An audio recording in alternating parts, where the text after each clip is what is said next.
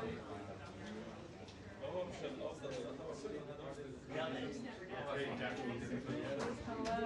Did they call it?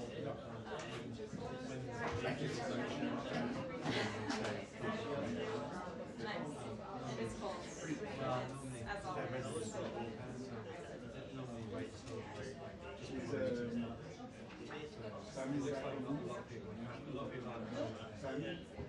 He's back, but he's leaving again. Midday. So, just back for a little. But the process. Actually, I think they asked.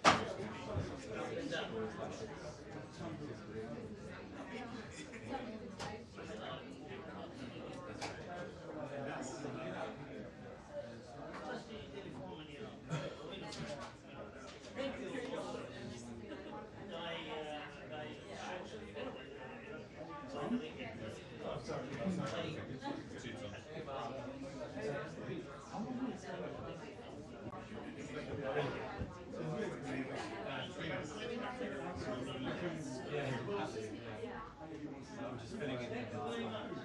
Yeah, it's very good. That's the DC. I get 12 minutes.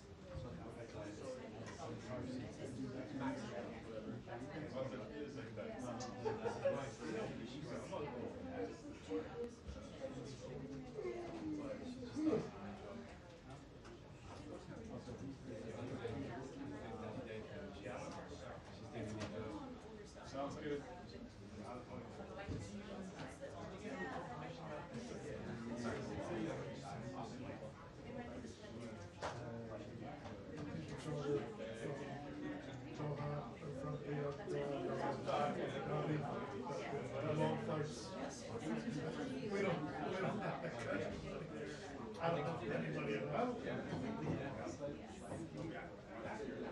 Yeah. I just got it.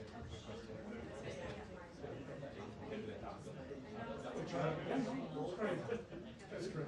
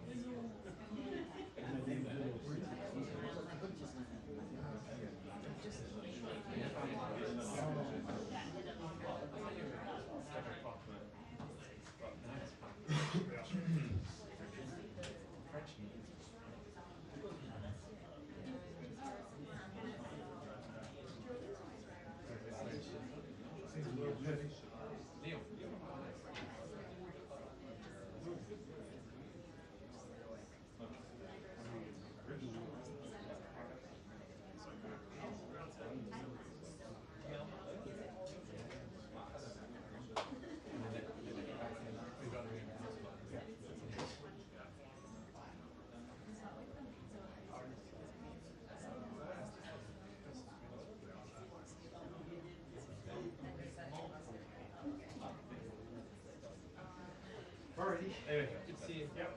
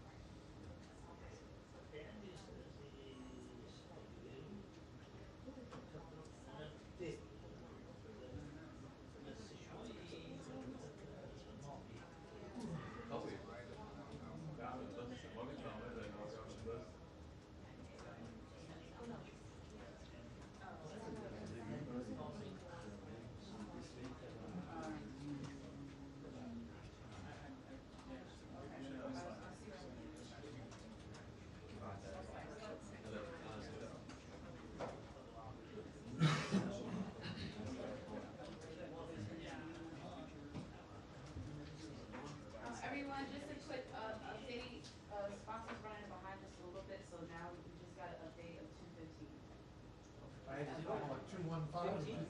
250, 215. Thank you. Relax.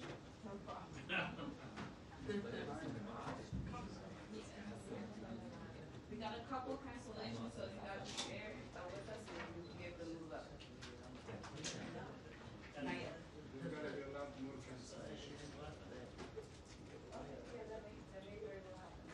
So, I'll be back in.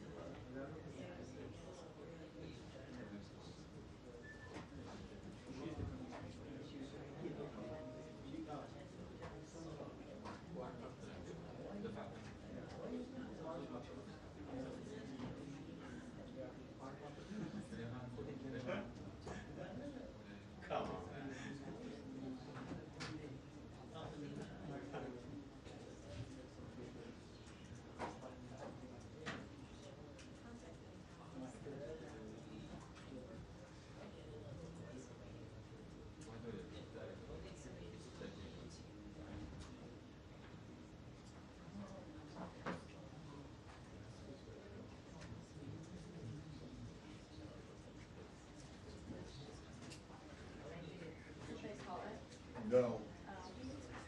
No, just, it's 2:14 and they said 2:15. Okay.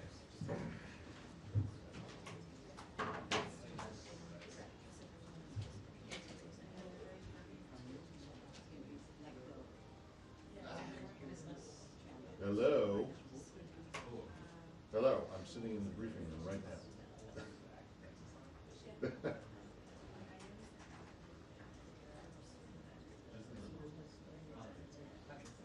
Okay.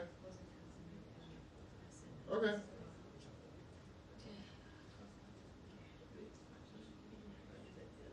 Sure. Okay. Yeah.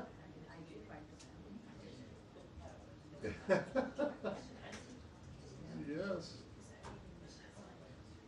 Indeed it is. It's not a problem. Okay, bye. Karen, how are you? I'm good, how are you?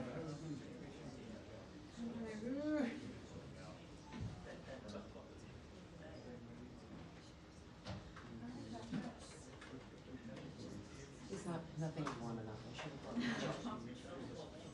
I think they're just trying to. Yeah.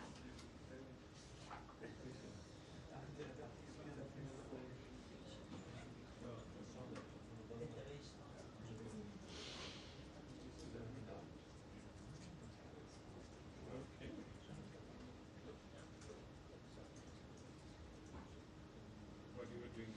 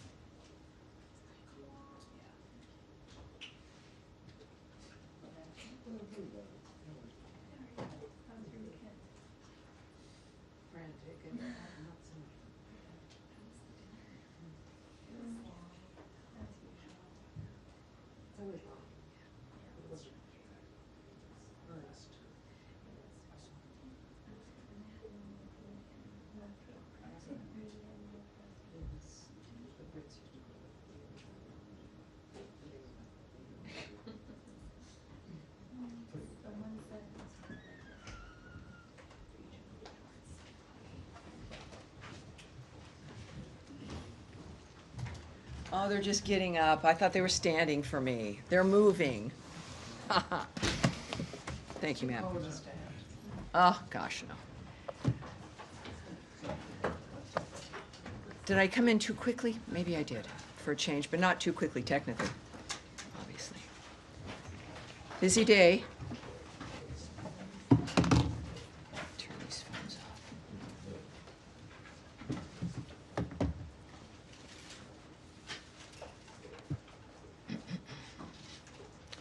Great. Hi, everyone. Hello.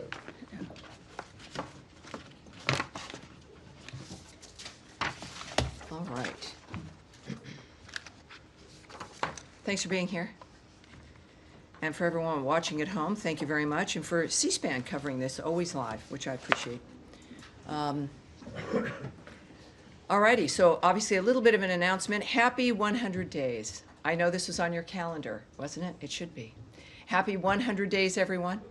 Just hours after President Trump took the oath of office, Secretary of State Marco Rubio was confirmed in a historic bipartisan vote of 99-0. From day one, he got right to work, and I can certainly attest to that.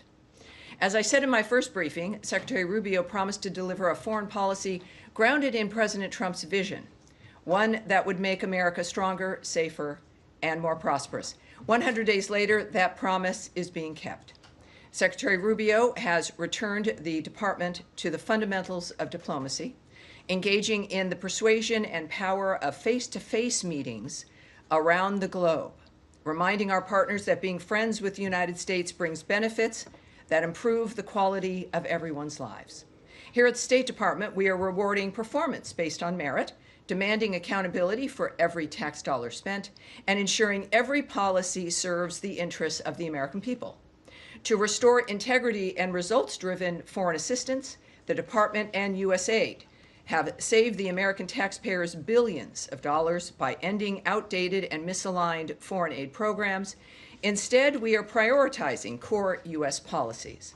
That includes the life-saving response in Uganda, where more than 75 American experts worked hand-in-hand with local officials to officially end Uganda's 2025 Ebola outbreak, a tremendous global health achievement. The Secretary has traveled extensively, and don't I know it, to 15 countries, deepening U.S. diplomatic ties and securing major foreign policy wins, from Panama's decision to withdraw from China's Belt and Road Initiative, to his leadership in bringing Ukraine and Russia to the table to discuss a path towards peace, leading the nations closer to peace than ever before. His efforts to protect our homeland are having a global impact. We've designated 6 violent Mexican cartels, along with TDA and MS-13, as foreign terrorist organizations to block their financial networks and bar their entry into the United States. Our border is more secure than ever, and illegal crossings at our southwest border have dropped by 95% since 2024. This is due to President Trump's leadership and Secretary Rubio's historic action to secure agreements with Guatemala, Panama, and El Salvador to intercept and deport illegal aliens who enter their territories. And to further build regional peace, Secretary Rubio signed a declaration of principles between the Democratic Republic of Congo and Rwanda, launching a pathway to stability in the region. In the Middle East, he is actively working with Israel, Arab partners, and the European Union to shape post-war governance in Gaza and lay the groundwork for Arab-led reconstruction efforts, aligning with President Trump's long-term vision for peace in the region. He also has reinforced the United States as the premier strategic partner for Gulf allies, resulting in 2 landmark investment commitments from the United Arab Emirates and Saudi Arabia for technology, defense, and infrastructure. Those deals total $2 trillion in investments. We've also brought Americans home. Through diplomacy, we've helped secure the release of dozens of unjustly detained U.S. citizens, bringing them back to their families where they belong. We've reinstated Cuba as a state sponsor of terrorism, sanctioned Iran's shadow oil fleet and Houthi financiers, as well as designated the Houthis as a foreign terrorist organization. These steps send a clear message. Under this administration, there will be consequences for supporting terrorism. 100 days in, the results are undeniable. This is American diplomacy the American people deserve. Decisive, accountable, and unapologetically America first. And I do believe that you may have some questions. Andrea Mitchell, who is now surprised. Andrea? Hi, good afternoon. This is Andrea all- Mitchell. It was all set up. She is, she was thinking she had some extra time. But this afternoon, it's morning somewhere. In Los Angeles, it's the morning. In Hawaii, it's very early. What can I do for you?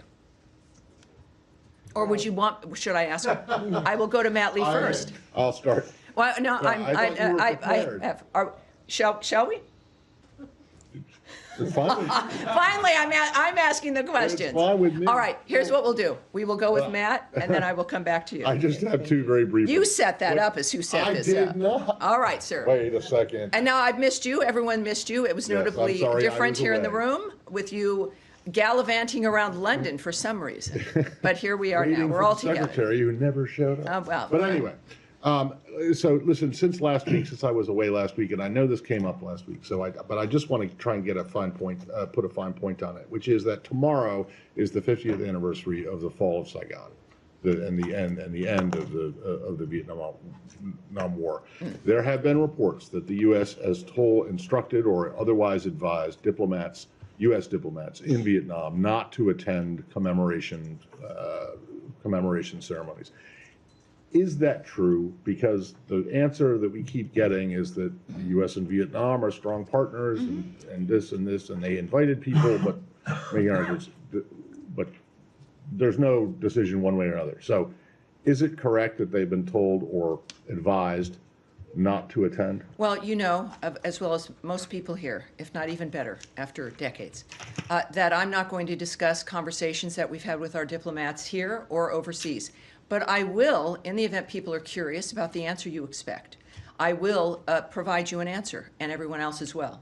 The United States and Vietnam have a robust bilateral relationship, and we are committed to deepening and broadening those ties. We look forward to working with the Vietnamese government and the people of Vietnam to address shared challenges and opportunities.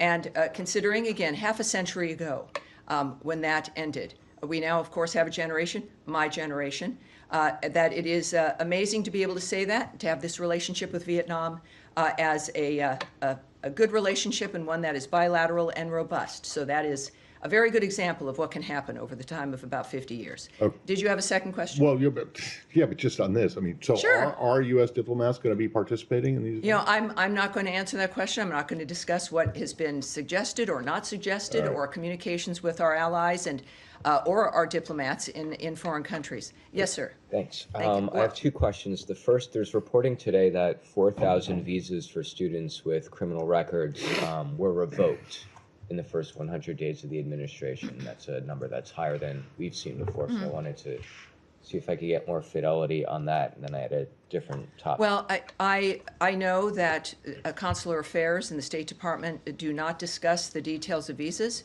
We do not provide statistics. We do not discuss numbers. And so I would just remind people that certainly I wouldn't comment on a number that has been printed somewhere. What I can tell you is that it's something that we don't provide. And then separately, there's reporting that Iraq has arrested an ISIS suspect linked to the New Orleans terror attack on New Year's. Is the state have any comment on that or any participation? I spoke with the secretary a little earlier. I did not ask him about that, so let's take that back. And I certainly would hope to speak with him again and can ask him that, and we'll get that back to you certainly. And now, Andrea Mitchell. Yes. I wanted to ask about Ukraine. Okay. Russia has continuously been bombing Ukraine. Kyiv the other day, more bombing overnight. After calling for a ceremonial ceasefire, a 3-day ceasefire next week to honor, so they can celebrate and honor their World War II victory, but they have still not agreed. I believe almost 50 days since it was first proposed to the ceasefire, the 30-day ceasefire that Ukraine has accepted. And now, as well, Foreign Minister Lavrov, in an interview, has said that the Russian position includes the demilitarization. He says denazification, which is a false statement, but the demilitarization of Ukraine as part of their agenda, as well as the lifting of sanctions, withdrawing lawsuits, canceling arrest warrants, and the like. First of all, the U.S. reaction to the continual bombing in Ukraine by Russia, and second of all, the Russian demand for demilitarizing. Would the U.S. ever consider requiring the demilitarizing of Ukraine as a condition of a peace plan? Well, you know I can't and would not discuss what the options were or what's on the minds of our diplomats. And I understand, and I hear from people outside of this briefing room and certainly from all of you, and it's your job to ask. But that is not something we can do. It's harmful to get ahead of what our experts, what our diplomats, what the Secretary of State, what the President of the United States, the most powerful people in the world meeting to find a resolution to this. And discussing it or speculating does not help.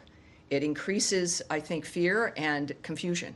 So I won't do that. But I do have something I can tell you that the Secretary said to me about the situation just a short time ago, Andrea Mitchell.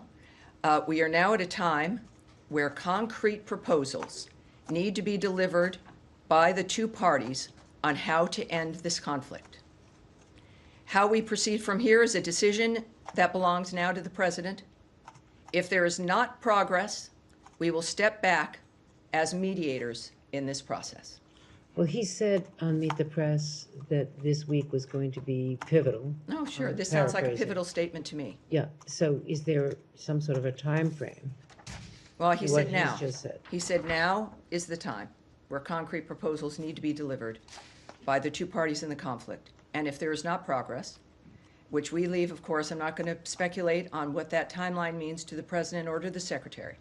But that is a very distinct statement from the Secretary. Both the Secretary and the President are very transparent men, and the American people have been watching this process openly, which itself is kind of a new experience.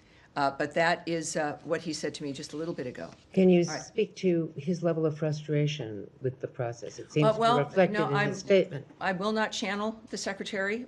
He again, is very available. And he has been, again, you saw him this weekend on television, and he's a very clear, often unguarded, transparent man who cares about the nature of what is transpiring on this planet in a very unique position to make a difference. And that is what he wants to do. Yes, sir. Thank you, Tammy. Just to follow up on what the Secretary has said, you quoted him as saying concrete proposals need to be delivered by both sides. Proposals on what? Well, obviously, to end the conflict. So you I expect- mean, clearly, it's about what they've been working toward is a ceasefire, a complete, full, durable ceasefire, right? Not a 3-day moment so you can celebrate something else. A complete, durable ceasefire and an end to the conflict. Does this mean that the proposals that the United States had on the table, is it off the table now that you're seeking? I'm not going to speculate on what the statement that's been made here means about things that have existed or have been discussed before. It's just what he has said today, and I think it's clear. Fair enough. And my second question on North Korea, they acknowledge finally that they apparently have sent their their soldiers to fight for Russia in Ukraine. Does this change your approach, your view to the conflict at all? And any response that you could come up with? Well, we know this is pretty simple. North Korea is not being helpful. They're not being helpful. There are other nations that also are facilitating this carnage, and their actions make it possible to continue. Third countries, like North Korea, have perpetuated the Russia-Ukraine war, and they bear responsibility for it. China? We continue, North Korea, I'm speaking about North Korea, and other third countries, like North Korea. We continue to be concerned by North Korea's direct involvement in the war, North Korea's military deployment to Russia, and any support provided by the Russian Federation to the DPRK in return must end. Russia's training of North Korean soldiers directly violates Security Council resolutions 1718, 1874, and 2270, which collectively impose a broad prohibition on providing or receiving military training or assistance to or from the DPRK. All right. Yes, sir. Go ahead. Yes, sir. On the Middle East, UN Rights Chief Volker Turk today called for concerted efforts to end the Israeli blockade of the Gaza Strip, and Amnesty International accused Israel of committing a live-streamed genocide against Palestinians. We heard President Trump on Friday acknowledge the suffering of people in Gaza and the need for aid to go in. What is the department's view of the ongoing blockade, and will the Secretary push to lift it? And I have a second question. President Trump said just a few days ago that there is a very big need for medicine and food regarding, of course, Gaza and Gaza aid, and that we are taking care of it. And again, within the framework of the negotiations, the actions, the efforts, as we've discussed, I think every briefing, which is appropriate. I think the President of the United States making that statement makes clear that actions being considered and taken, and that the President is working on it. So we are taking care of it. How will that translate into actual action? Well, we'll find out. Okay. He's not a slow man. Also, the United States, of course, supports the flow of humanitarian aid with safeguards to ensure assistance is not diverted, looted, or misused by terrorist groups such as Hamas and the Palestinian Islamic Jihad. But for one thing, we certainly, I think I can say generally about the President, is that when he says something, he acts, and he doesn't lollygag. And in this particular case, with both men setting these first 100 days as the hallmark of the nature of where they've both been personally committed, Secretary Rubio and President Trump, it is on peace and ceasefires for both Ukraine and Russia, and certainly in Gaza. His noting what he wants to accomplish in that regard. Again, there's a very big need for medicine, food, and we're taking care of it. So it will not be long, I'm sure, to see the results of his work. There was a second question. Yes, sir. Senator Sanders.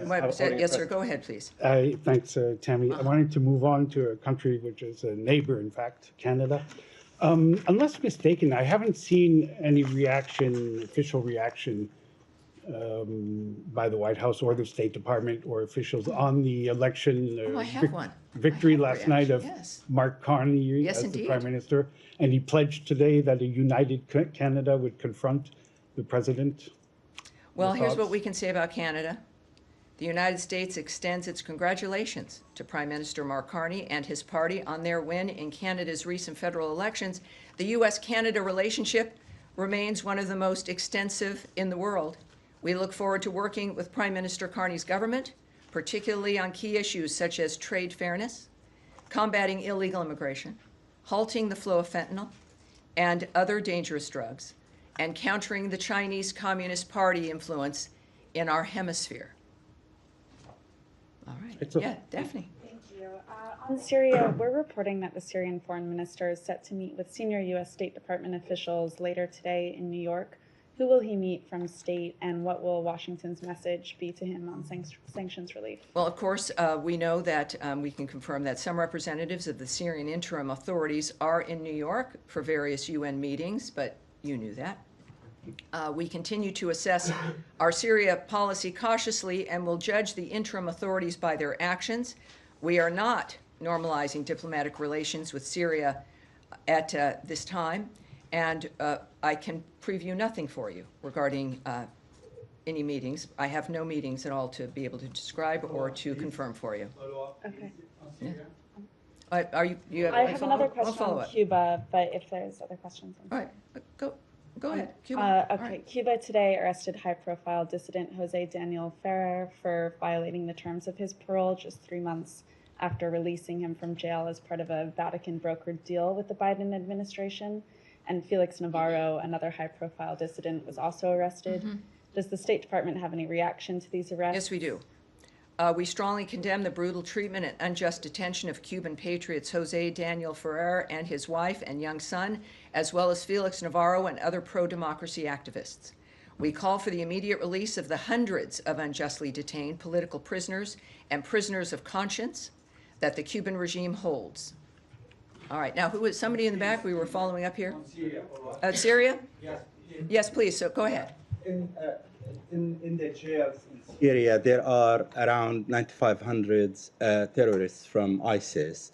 And I wonder whether the United States is going to ease the sanctions so those terrorists in Syria don't take advantage of the situation there. Also, there was yesterday civil unrest near Damascus. I wonder whether you have any comment on that. Thank you. I cannot comment on the nature of what's happening inside of Syria or the nature of the reaction of our government or of the State Department. I'm sorry about that. Yes, sir. Spain and Portugal suffered yesterday a massive blackout. Has the United States provided any support to them, and does it have any information of what were the causes? Well, yeah, we're all curious about that. It was kind of terrifying to see for all of our friends in Spain and Portugal. One thing I can tell you, of interest, of course, also to the State Department, is that there was no impact on the operation of our missions in Spain or Portugal. Electricity was fully restored to our missions as of this morning. And at this point, I could just refer you to the governments of Portugal and Spain for further information about what has happened. I know they're looking into it, obviously, but at this point, I have nothing further. All right. Yes? Following up on your comments from Secretary Rubio on the Ukraine proposals, our understanding is Ukraine and the Europeans have presented a counter proposal to what was put on the table by the United States. Should we take this as a rejection of their counter proposal? I think you should take it as what the Secretary meant, which is that what is happening now is that what we expect from them are concrete proposals on how to end the situation. So that's his statement. I would not expand on it as those are the words he used for me. I think it's very, very distinct that now we are at the time where concrete proposals need to be delivered by the two parties on how to end the conflict. How we proceed from here is now a decision of the president's. If there is not progress, we will step back as mediators of the process. And does he have any follow-on conversations planned with his Ukrainian and European counterparts? I saw he spoke with Nothing that I can report as of this moment, but clearly this is not a closing of the door. This is now a next step, which I hope that we are able to see. Yes, sir. Thank you so much.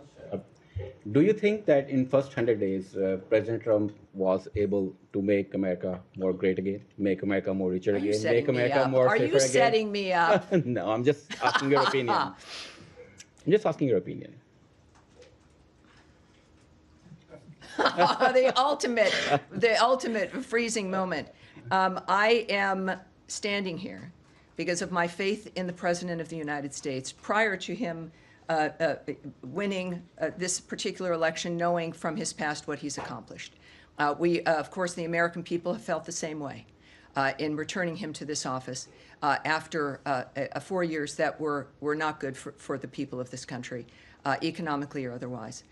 There are an extraordinary number of accomplishments ranging from the closed border, inflation going down, people at tables to discuss peace and ceasefires that never anyone had imagined or was able to accomplish previously, in addition to the nature of the idea that the State Department, as an example, that we have a responsibility when it comes to the money that is spent, that American taxpayers might have been the forgotten man and woman of the past, but they are now remembered again, and that the money that we spend is theirs, that they have worked for, and a commitment to the values and the nature of what matters to the United States.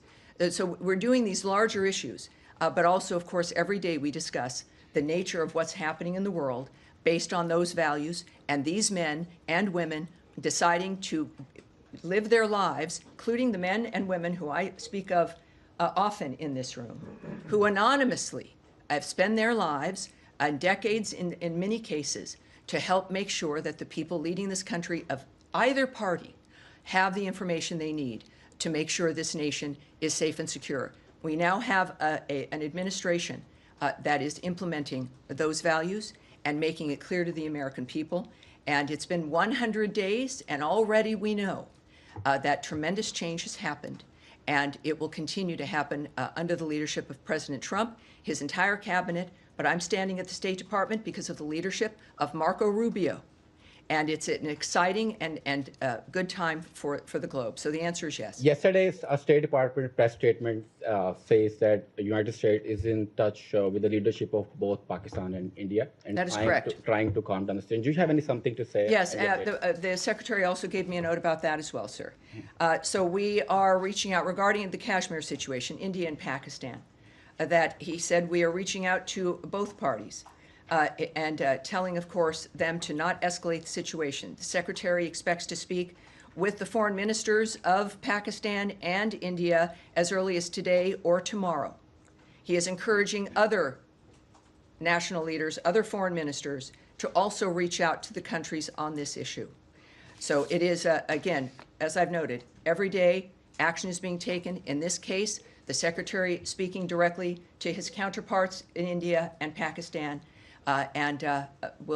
We expect certainly the impact he's usually had with the individuals he's spoken with, and certainly with President Trump's leadership, India and Pakistan, having those conversations. It's very important for them. And yes, sir, yes, I've been... There were, on Monday, 68 mostly Ethiopian migrants killed in a detention center in Yemen. Are you in a position to confirm now that this was the result of U.S. military action? I'm not prepared to speak about that. What I can tell you is that Houthi attacks continue to hinder international trade routes in the Red Sea region and have cost the global economy billions. That must stop. And we are aware of various reports in the region, and we are referring questions first to the Department of Defense, but also I will have us take this back to see what more we can have for you later this week regarding that issue. Absolutely. And just follow up on Pakistan. All right, Pakistan, certainly. A Pakistani minister made a statement about performing dirty work for the United States while also denying the existence of Lashkar-e-Toiba in Pakistan. What is the State Department's response to that? Well, as I've noted, the only thing I'm really prepared to discuss here is the fact that the Secretary of State is going to be speaking with the foreign ministers of both countries. And will that be raised? Will that be raised? What I can tell you, obviously, we're also monitoring the developments across the board in that region. We, as you know, at multiple levels, I have to say, are in touch with the governments of India and Pakistan, not just at the foreign minister level, certainly, but at multiple levels. We, of course, are encouraging all parties to work together for a responsible solution. The world is watching this, but I have no additional details in that regard. Yes, ma'am. Yes, ma'am. Yes. On whether there has been any further collaboration between the United States and Pakistan since Pakistan facilitated the arrest of an ISIS suspect last month. Yeah, I recall that we appreciated that arrest when it occurred, and I said so here at this podium. But at this point, I think what we should all be looking for is the results of the conversations the Secretary has today with the foreign ministers of both of those countries. Is Tammy on Pakistan follow-up, please? Yes, certainly. Go ahead. Congratulations on your 100 days completion. Thank you, sir. So the Secretary, Senor Rubio, already spoke to Pakistan Foreign Minister in these 100 days. But the problem is that the entire U.S. Congress has voted that the election last year were rigged. Recently, your congressional leaders went to Pakistan, which includes a general, a very respectable general. He said that things are not going well, and unelected leaders are ruling Pakistan illegally. So, well, we have a very specific environment right now, with very specific requirements that the Secretary of State is taking care of and engaging in. And we're gonna leave it at that. And as a matter of fact, I've got an event I need to be going to regarding. Just one on As a matter of fact, we'll take one more question perhaps on this issue. The young man there with the glasses there in the center here. Yes, sir. I mean, moving to Indo-Pacific a little bit. First question on Taiwan. Today marks the first 100 day of Trump administration, but also marks the 100th day that we don't have an AIT chairperson yet. So when can we expect a new AIT chairperson? Second question being that I don't think Secretary Rubio has traveled to Asia. Does he have any plan to travel to Asia in near future and meeting with his Chinese counterpart in the near future? Thank you. Well, I don't have an answer to the first question. We can perhaps take that back and see if we can get something for you. And at this point in time, I don't have anything to report to you about the Secretary's travels. But what I will tell you as to what I am going to here is the Secretary meeting with families of Japanese abductees. He is going to be meeting with a delegation of the Japanese legislative members, family members, and advocates for Japanese citizens abducted by North Korea. We will have a readout for you that will be released following that meeting. And that is what I'm heading to now. Thank you all very much. We have a very, very exciting week, and happy 100 days. Thank you, everybody. Thank you.